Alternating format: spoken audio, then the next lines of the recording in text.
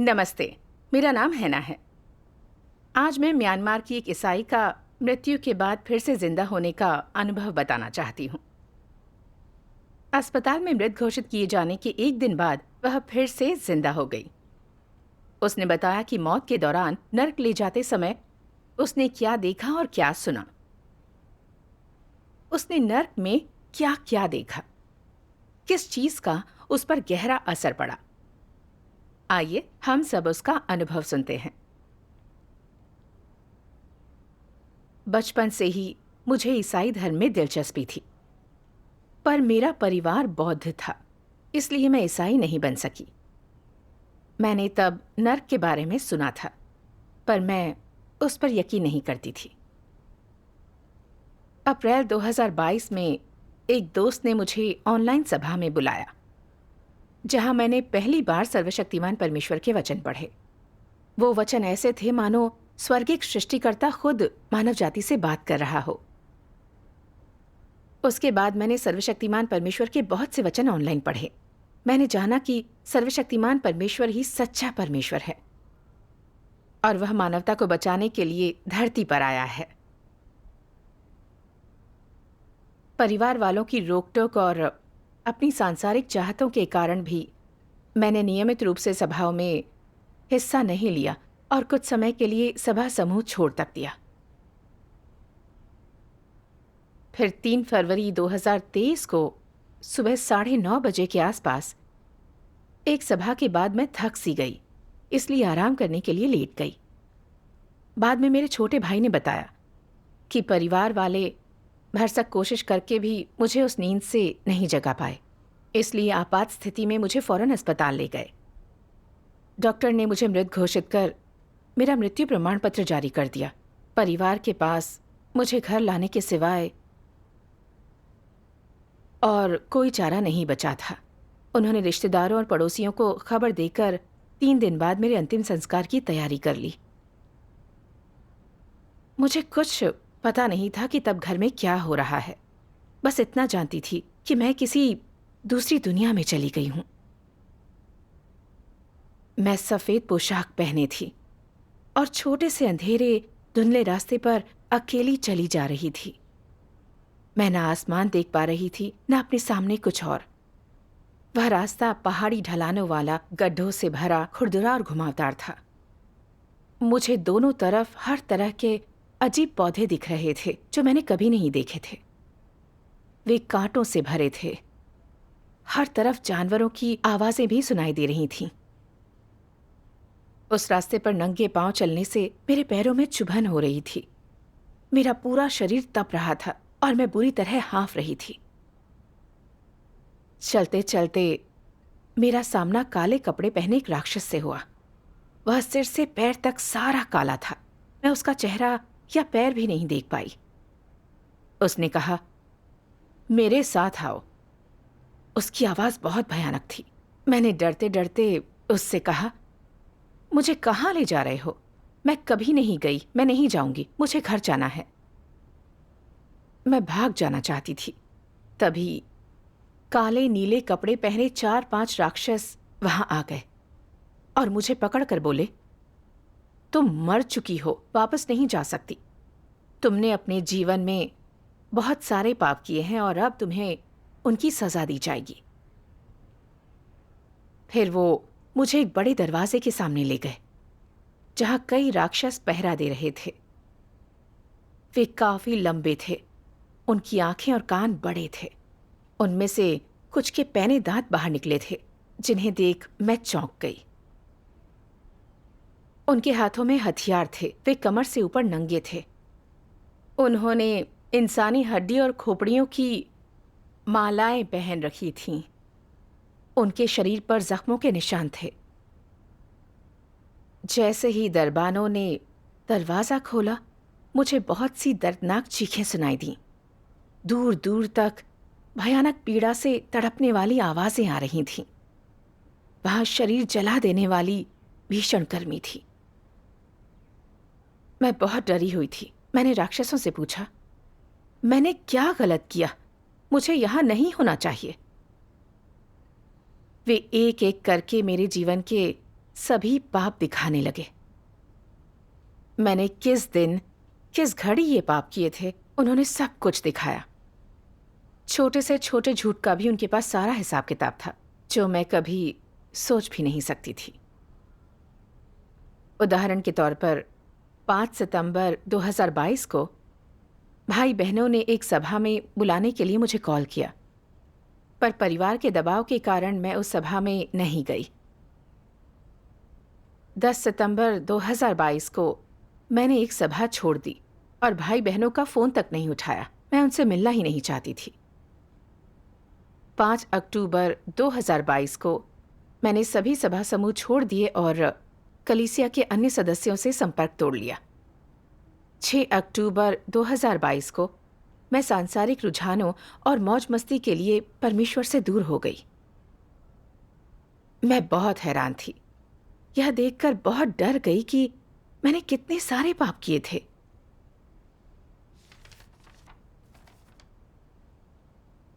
फिर काले कपड़े पहना राक्षस मुझे ऐसी जगह ले गया जहां लकड़ी का एक निशान बना था। उस पर लिखा था, जो परमेश्वर को धोखा देते हैं, उसकी आलोचना या निंदा करते हैं, उन्हें यही दंड दिया जाता है। सबसे कड़े दंड यहीं पर दिए जा रहे थे। पहला दंड ऐसा था जिसमें दंडित किए जा रहे लोगों के मुंह और चमड़ी के अंदर से कीड़े निकलकर उन्हें काट रहे थे। कीड़े उन्हें जगह जगह से काट रहे थे। ये बहुत ही भयानक था। दूसरे प्रकार के दंड में दंडित किए जा रहे लोग निर्वस्त्र थे। उन्हें एक एक कर वहां ले जाया गया जहां एक साथ 10 लोगों को दंडित किया जा रहा था। उन्हें घुटनों के बल बिठा दिया जाता और हाथ पीठ के पीछे बांधकर ठुड्डी तख्त पर टिका दी जाती थी। उनके गलों में रस्सियां बंधी थीं और जब रस्सियां खींची जाती तो उनकी जीभ बाहर निकल आती थी। सिर पर लंबे सींगों वाला एक भयानक राक्षस ने तख्त पर दंडित किए जा रहे लोगों की जीभ में हुक फंसा दिया था और जोर देकर खींच रहा था। इससे कुछ लोगों की जीभ दोगुनी लंबी होकर बाहर निकल आई थी। फिर वह राक्षस कलम जितनी लंबी कीलों से उनकी जीभ को तख्ते पर ठोक देता, जिसके नीचे आग जली होती थी। वह राक्षस बिना रुके उनकी जीभ पर खौलता पानी डालता जा रहा था। यह खौलता पानी दूर के किसी तालाब से लाकर सभी राक्षसों को दिया जा रहा था। जब यह पानी किसी की जीभ पर डलता तो वह पूरी तरह जल जाती। कुछ लोगों की आंखें बाहर निकल आई थीं। फिर वे राक्षस खौलता पानी डालकर उनका सारा शरीर जला देते। दंडित किए जा रहे लोग मौत आने तक दर्द से चीखते रहते। यह बेहद भयानक दृश्य था। कुछ लोग पीड़ा सह न पाने से जल्दी मर जाते, पर अगर उन्हें अन्य पापों के लिए और दंड भोगना होता तो फिर से जिंदा करके दंड दिया जाता। सजा पूरी हो जाने के बाद भी ना मरने पर उनके शरीर से कीड़े बाहर निकलकर उन्हें खाने लगते। फिर वे दोबारा जिंदा होते और उन्हें दूसरे तरीके से दंडित किया जाता। तीसरा दंड था आग के ताल में फेंक दिया जाना। मैंने वहां लोहे का विशाल गोल तवा देखा जिस पर 4 रस्सियां लगी हुई थीं। 100-200 लोग दंड देने की दूसरी जगह से कुछ ही क्षणों में तवे पर आ गए। वे बिना कपड़ों के उस भयानक जलते तवे पर घुटने टेक कर बैठ गए। उनके हाथों और धड़ों पर कांटेदार रस्सियां अपने आप उनसे लिपट गईं। ये दूसरे धर्मों और जातियों के लोग थे। कुछ परमेश्वर में विश्वास ना करने वाले तो कुछ ईसाई या बौद्ध थे। उन्हें परमेश्वर का नया कार्य ना स्वीकारने, उसकी आलोचना और निंदा करने के कारण दंड दिया जा रहा था। उनमें से कुछ ने परमेश्वर का नया कार्य तो स्वीकारा था, पर उनकी आस्था सतही थी। वे परमेश्वर के प्रति लापरवाह थे। परमेश्वर भी ऐसे लोगों को दंड देता है। वे सब अपनी आस्था से जुड़े भगवान को पुकार रहे थे। कोई एक भगवान को पुकारता, फिर दूसरे को पुकारता। वहां बहुत अधिक शोर था, मैं उनकी बातें अच्छे से सुन नहीं पाई। वे चाहे जितनी चीख पुकार मचाते, उन्हें कोई जवाब नहीं मिलता। उसके बाद उन लोगों को एक विशाल तालाब में ले जाया गया, जिसमें भयानक आग का दरिया था। उनकी रस्सियां अपने आप ढीली हो गईं, लोहे का तवा तिरछा हुआ और वे सभी उसमें गिर गए। उन्हें उबाला और तला जा रहा था, इस हद तक कि वे भयानक पीड़ा से चीख रहे थे। कुछ लोग किनारे पर थे, तालाब से निकलने की भरसक कोशिश कर रहे थे, मगर फिर उसी दरिया में गिर गए। जल्द ही चीखें चिल्लाहटें थम गईं। आग के दरिया की सतह पर सबकी लाशें तैर रही थीं। जब सभी मर गए तो एक बहुत बड़े जाल ने उन्हें बाहर निकाला और वे अगली सजा के लिए दोबारा जिंदा हो गए। फिर मुझे कहीं और ले जाया गया। यहाँ वे लोग थे जिन्हें बड़ों या शिक्षकों का अपमान करने के कारण दंडित किया जा रहा था। उनमें से कुछ लोग निर्वस्त्र थे। उनके गले, हाथ और पैर कंटीली जंजीरों से बंधे थे। उन पर इतनी जोर से कोड़े बरसाए जा रहे थे कि खून और मांस के लोथड़े रिसने लगे थे। वे दर्द के मारे बिलख रहे थे। नर्क के राक्षसों ने कुल्हाड़ी से उनके हाथ पैर काट डाले और किसी हथौड़े जैसी चीज से उसका कीमा बना डाला। दंडित किए जाते हुए उनसे पूछा गया, क्या तुमने उस समय ये पाप ना करने के बारे में सोचा था? वे पश्चाताप करना चाहते थे, पर उन्हें कोई नहीं बचा सकता था और उन्हें यातना देकर मार डाला गया। इसके बाद वे फिर से जिंदा होकर अगले दंडे के लिए तैयार हो गए। कुछ लोगों को जिंदा दफनाया गया था। वहां की जमीन तेजी से घूम और खदबदा रही थी और मिट्टी में आग जल रही थी। जिन्हें दंड मिला था वे धीरे धीरे जमीन के अंदर धंसे जा रहे थे जब तक उनकी मौत न हो जाती। फिर मुझे वहां ले जाया गया जहां व्यभिचारियों को दंडित किया जा रहा था। वे अपना जीवन बचाने के लिए भाग रहे थे। कुछ लोगों को तीर चलाकर मार दिया गया तो कुछ को चाकू से। कुछ लोगों को खतरनाक जानवरों ने पीछा करके काट खाया। अंत में कोई नहीं बच पाया, हर एक की मौत हो गई। जो मर गए थे वे अगली सजा पाने के लिए दोबारा जिंदा हो गए। मैंने एक और जगह देखी जो दूसरों के खिलाफ बुरे इरादे रखने वाले और धोखेबाज लोगों को सजा देकर दंडित करने के लिए थी। इन लोगों ने दूसरों का फायदा उठाया था, नफे नुकसान की परवाह की थी। वहां लकड़ी का झूलता पुल था जिस पर कांटेदार रस्सियां थीं। उन्हें पकड़ने से खून बहता और ना पकड़ने पर नीचे आग के दरिया में गिरते। अगर वे उसमें नहीं गिरते तो आगे उन्हें मांस पीसने वाली मशीन में पिसना पड़ता और फिर वे आग के दरिया में गिर जाते। कुछ लोग सिर्फ अपनी वेशभूषा और अच्छे कपड़े पहनने की चिंता में अपना समय बर्बाद करते, पर परमेश्वर में विश्वास नहीं करते थे और उसकी आलोचना करते थे। उन सभी के चेहरे कीड़े कुतर कर खा रहे थे।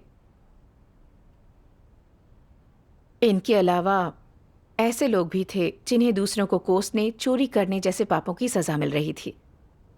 लोगों के पापों के आधार पर उन्हें एक के बाद दूसरी तरह की सजा देकर बार बार दंडित किया जा रहा था। यह सब नजारा देखकर मेरा पूरा शरीर डर से कांपने लगा। असल में इस तरह से दंडित किया जाना बहुत भयानक होगा। मुझे मेरे पापों पर पछतावा हो रहा था, पर मैं नहीं जानती थी कि किसे पुकारूं, कौन मुझे बचाने आएगा। तब मैंने घबराते हुए कुछ सूत्रों का पाठ किया, पर ना तो मुझे कोई जवाब मिला और ना ही मेरा डर कम हुआ। तब याद आया मैंने सच्चे परमेश्वर, सर्वशक्तिमान परमेश्वर में विश्वास किया था। मुझे सर्वशक्तिमान परमेश्वर की एक बात याद आई। अपने दिन प्रतिदिन के जीवन में तुम्हारे सामने जो भी कठिनाइयां आए, तुम्हें परमेश्वर के सामने आना चाहिए। पहली चीज जो तुम्हें करनी चाहिए वह है प्रार्थना में परमेश्वर के सामने घुटने टेकना। यही सबसे महत्वपूर्ण है। मैं जानती थी कि हर चीज पर परमेश्वर का राज है और मेरे साथ जो हो रहा था उसकी अनुमति से ही हो रहा था, इसलिए मुझे उसे ही पुकारना चाहिए। मैंने अपने पापों के बारे में सोचा। मैंने परमेश्वर के प्रति लापरवाही और उसकी उपेक्षा की। मैं जब अच्छा महसूस करती तभी आस्था का अभ्यास करती और सभाओं में हिस्सा लेती थी। पूरे वक्त में मैं सभा में नहीं आती। ईसाई होने के बाद भी मुझे परमेश्वर में सच्ची आस्था नहीं थी। मैं उसके प्रति लापरवाह और धूर्त थी। मैंने मौज मस्ती में समय बर्बाद किया, मगर परमेश्वर की आराधना में बिल्कुल भी समय नहीं दिया। यह सब सोचकर मुझे बहुत पछतावा हुआ और मैंने दिल ही दिल में प्रार्थना की, सर्वशक्तिमान परमेश्वर, मैंने बहुत से पाप किए हैं। मैंने तुम्हारे साथ घटिया और रूखा व्यवहार किया। मैं पाप करके और अपना कर्तव्य अच्छे से ना निभाकर खुश रही। अब मुझे बहुत डर लग रहा है और पछतावा हो रहा है। मैं यहाँ पर उन पापों के लिए दंडित नहीं होना चाहती। मैं पश्चाताप के लिए तैयार हूँ। मुझे बस एक मौका दे दो। मैं तुम्हारी व्यवस्थाओं के प्रति समर्पित होकर सब तुम्हारी इच्छा अनुसार करना चाहती हूँ। मैंने बार बार इस तरह प्रार्थना कर अपनी गलती मानी। एक एक करके मैंने अपने सारे पापों के लिए परमेश्वर से पश्चाताप किया। धीरे धीरे मैं शांत हुई और मेरा डर भी कम होता गया। बाद में मुझे ऐसा लगा जैसे कोई आवाज मेरा नाम पुकार रही हो। फिर मैंने एक रोशनी की किरण देखी। उस किरण से एक आवाज आई और उसने मुझसे कहा, दानी, क्या तुमने पश्चाताप किया? तुमने बहुत से पाप किए हैं। तुम्हें परमेश्वर पर आश्रित होकर ये पाप करना बंद करना होगा। तुम दंडित किए जाने तक इंतजार नहीं कर सकती। परमेश्वर के वचनों को अपने दिल में उकेर लो और सत्य खोजो। तुम्हारी समझ और अभ्यास सही होनी चाहिए। यह तुम्हारे लिए एक आखिरी मौका है। अगली बार तुम्हें दोबारा उद्धार का मौका नहीं मिलेगा। जब तक तुम जिंदा हो, अपना कर्तव्य निभाओ और परमेश्वर के राज्य में प्रवेश के लिए कड़ी मेहनत करो। अपने पापों या गलतियों को मत दोहराओ और ऐसी चीजें मत करो जिनका तुम्हें पछतावा हो, क्योंकि तुमने अपना कर्तव्य पूरा नहीं किया है। तुम अभी नहीं मरोगी। तुम आपदा में गिरने वालों को बचाओगी। मैं उस आवाज को बिल्कुल नहीं पहचान पाई। वह आवाज हवा की आवाज के साथ मिलकर आ रही थी। वो स्पष्ट आवाज नहीं थी, पर मैं बात समझ गई। वे शब्द भले ही कठोर थे, पर मुझे उनसे सीख मिली और मैं शांत हो गई। वे वचन स्नेह भरे थे और उनमें सुरक्षा का भाव था। मुझे ऐसी खुशी का एहसास हुआ जो पहले कभी नहीं हुई थी। मैं जानती थी परमेश्वर मुझे बचा रहा है, जीवन में दूसरा मौका दे रहा है। यह आवाज सुनकर मुझे धीरे धीरे होश आ गया। होश आने पर मैं कांप रही थी। अब भी बहुत ज्यादा डरी हुई थी। इतने सारे पाप करने का मुझे बहुत पछतावा हुआ और बुरा लगा। मैं जानती थी यह मेरे लिए परमेश्वर की चेतावनी थी। परमेश्वर की हर एक बात सच थी। मुझे उसकी बात पर विश्वास करके उसका पालन करना था। मैं उसके प्रति लापरवाह बनी नहीं रह सकती थी। परमेश्वर ने मुझे जो मौका दिया, मैं उसे गंवा नहीं सकती थी। मैंने अपने छोटे भाई से कहा, मैं बहन समर से बात करना चाहती हूं। बहन समर सर्वशक्तिमान परमेश्वर की कलीसिया में एक सिंचनकर्ता थी, जिसने कई बार मेरे साथ ऑनलाइन सभा की थी। मेरी हालत के बारे में जानकर उन्होंने मुझे परमेश्वर के कुछ वचन भेजे। सर्वशक्तिमान परमेश्वर कहते हैं, परमेश्वर प्रत्येक मनुष्य के जीवन के लिए जिम्मेदार है और वह बिल्कुल अंत तक जिम्मेदार है। परमेश्वर तुम्हारे लिए पोषण प्रदान करता है, यहाँ तक कि अगर शैतान द्वारा नष्ट किए गए इस परिवेश में तुम बीमार या प्रदूषित या संकटग्रस्त हो जाते हो, तो इससे कोई फर्क नहीं पड़ता। परमेश्वर तुम्हारे लिए पोषण प्रदान करेगा और तुम्हें जीवित रखेगा। तुम लोगों को इस पर विश्वास होना चाहिए। परमेश्वर मनुष्य को ऐसे ही मरने नहीं देगा।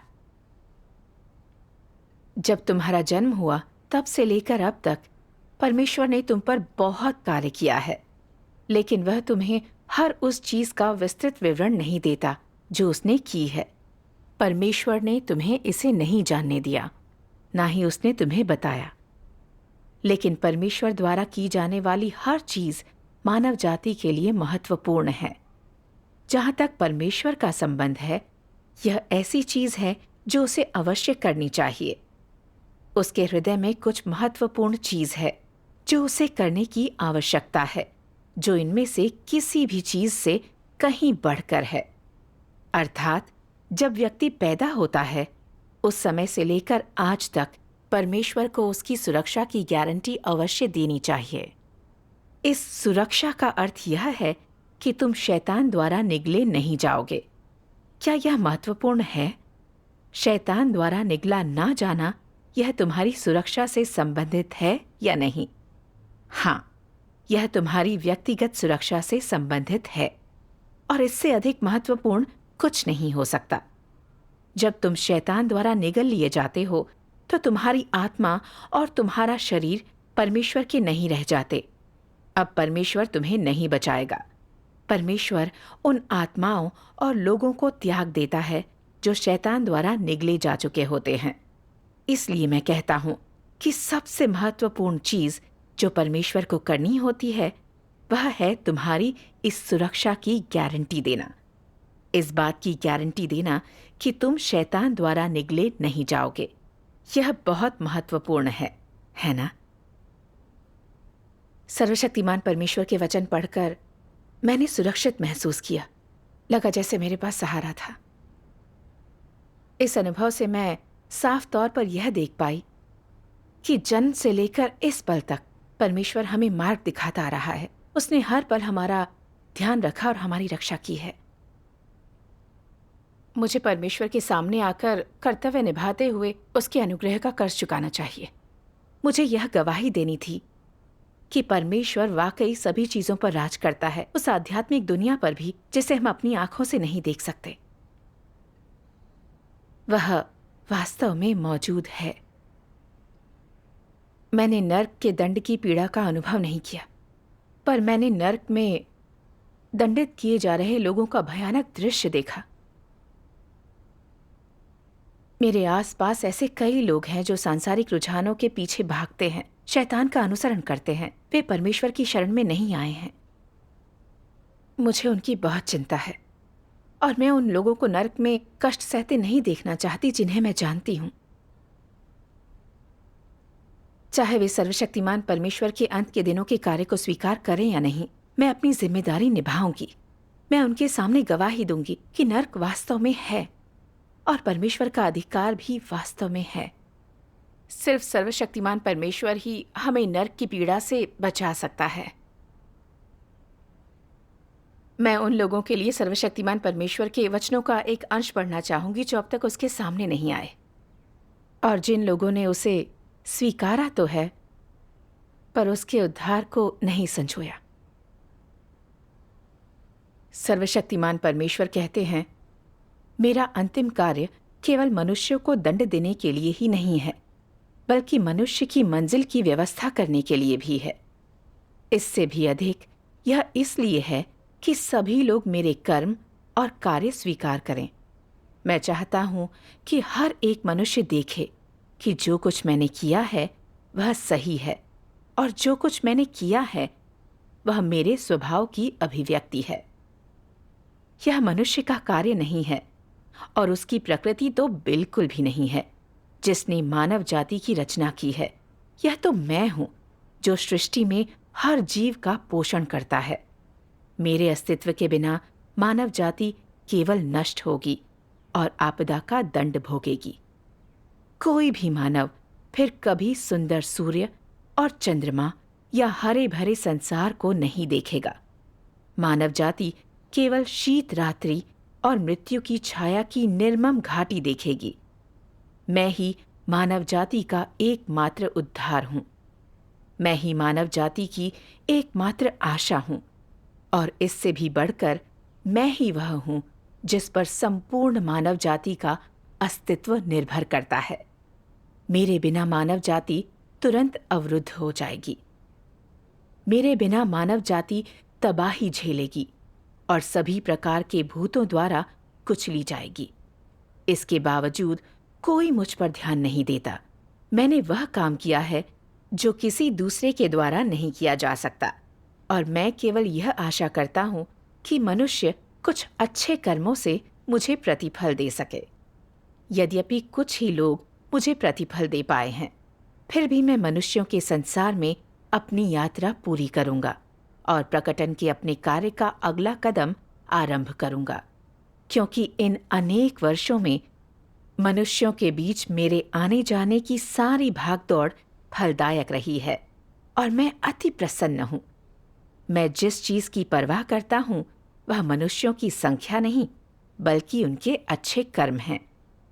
किसी भी स्थिति में मैं आशा करता हूं कि तुम लोग अपनी मंजिल के लिए पर्याप्त अच्छे कर्म तैयार करोगे, तब मुझे संतुष्टि होगी।